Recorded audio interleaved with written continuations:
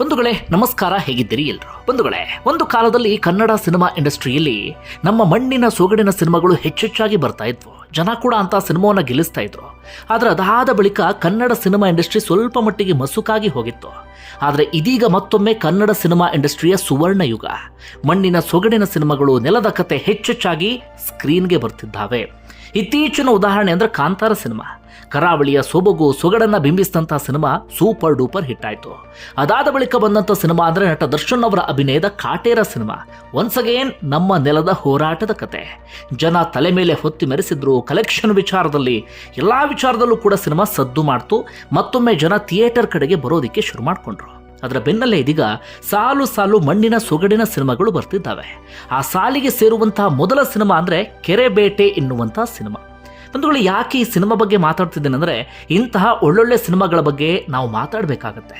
ಆಗ ಮಾತ್ರ ಹೆಚ್ಚೆಚ್ಚು ಇಂತಹ ಸಿನಿಮಾಗಳನ್ನು ಸ್ಕ್ರೀನ್ ಮೇಲೆ ತರೋದಕ್ಕೆ ಸಿನಿಮಾ ತಂಡದವರು ಧೈರ್ಯ ಮಾಡ್ತಾರೆ. ಈಗ ಕೆರೆಬೇಟೆ ಸಿನಿಮಾ ಬಗ್ಗೆ ಒಂದಷ್ಟು ಸಂಗತಿಯನ್ನು ನಿಮ್ಮ ಮುಂದೆ ಇಡ್ತಾ ಹೋಗ್ತೀನಿ. ಬಂಧುಗಳು, ಇತ್ತೀಚೆಗಷ್ಟೇ ಈ ಸಿನಿಮಾದ ಟ್ರೇಲರ್ ಮತ್ತು ಸಾಂಗ್ಸ್ ಎಲ್ಲವೂ ಕೂಡ ರಿಲೀಸ್ ಆಗಿದೆ. ಜನ ಕೂಡ ಅದನ್ನು ಬಹಳ ಇಷ್ಟಪಟ್ಟು ನೋಡ್ತಿದ್ದಾರೆ. ನೀವು ನೋಡಿಲ್ಲ ಅಂತಾದರೆ ಒಮ್ಮೆ ಟ್ರೇಲರ್ ಮತ್ತು ಸಾಂಗನ್ನು ನೋಡಿಕೊಂಡು ಬನ್ನಿ. ಆನಂತರ ನಿಮ್ಗೆ ಏನು ಅನಿಸುತ್ತೆ ಅನ್ನೋದನ್ನು ಕಮೆಂಟ್ ಬಾಕ್ಸ್ನಲ್ಲಿ ಮೆನ್ಷನ್ ಮಾಡಿ. ಟೆಕ್ನಿಕಲಿ ತುಂಬಾ ಸ್ಟ್ರಾಂಗ್ ಆಗಿದೆ. ಕಂಟೆಂಟ್ ವಿಚಾರದಲ್ಲಿ ಈ ಸಿನಿಮಾ ಕನ್ನಡ ಸಿನಿಮಾ ಇಂಡಸ್ಟ್ರಿಯಲ್ಲಿ ಹೊಸದೊಂದು ದಾಖಲೆ ಬರೆಯುವಂಥ ಎಲ್ಲ ಲಕ್ಷಣವೂ ಕೂಡ ಕಾಣಿಸ್ತಾ ಇದೆ.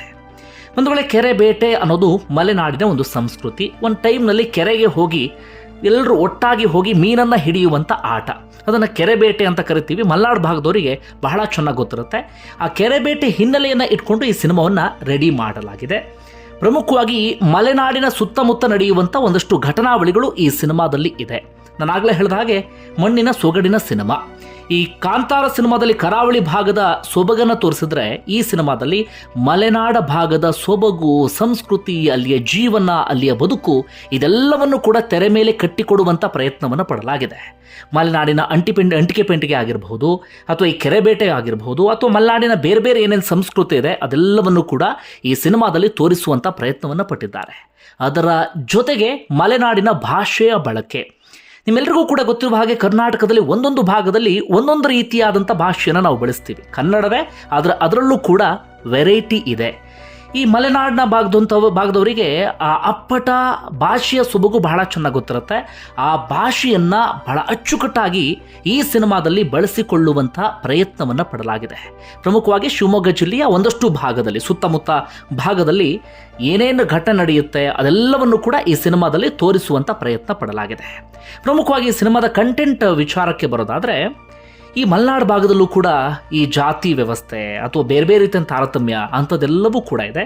ಹೀಗಾಗಿ ಪ್ರೀತಿಯ ಎಳೆಯೊಂದನ್ನು ಇಟ್ಕೊಂಡು ಅಲ್ಲಿಯ ಜಾತಿ ವ್ಯವಸ್ಥೆ, ಅಲ್ಲಿಯ ತಾರತಮ್ಯ, ಅಲ್ಲಿನ ಮೇಲು ಕೀಳು, ಇದರಿಂದ ಆಗುವಂಥ ಒಂದಷ್ಟು ಜನರಿಗೆ ಅವಮಾನ, ಆ ಅವಮಾನದಿಂದ ಒಂದಷ್ಟು ಮಂದಿ ಸಿಡಿದೇಳೋದು, ಇದೆಲ್ಲವನ್ನು ಕೂಡ ತೋರಿಸುವಂಥ ಪ್ರಯತ್ನವನ್ನು ಈ ಸಿನಿಮಾದಲ್ಲಿ ಮಾಡಲಾಗಿದೆ.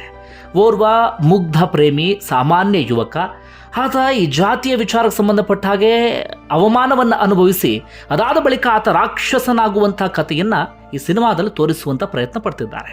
ನಮಗೆ ಟ್ರೇಲರ್ ನೋಡಿದಾಗಲೇ ಕಂಟೆಂಟ್ ಬಗ್ಗೆ ನಂಬಿಕೆ ಬರ್ತಾ ಇದೆ. ಕಂಟೆಂಟ್ ಬಹಳ ಗಟ್ಟಿಯಾಗಿದೆ ಅಂತ ನಮ್ಮೆಲ್ಲರಿಗೂ ಕೂಡ ಅನಿಸುತ್ತೆ. ಇನ್ನು ಟೆಕ್ನಿಕಲಿಯೂ ಕೂಡ ಸಿನಿಮಾ ತುಂಬಾ ಸ್ಟ್ರಾಂಗ್ ಆಗಿರುವ ಹಾಗೆ ಕಾಣಿಸ್ತಾ ಇದೆ. ಮ್ಯೂಸಿಕ್ ಕೂಡ ಬಹಳ ಚೆನ್ನಾಗಿದೆ.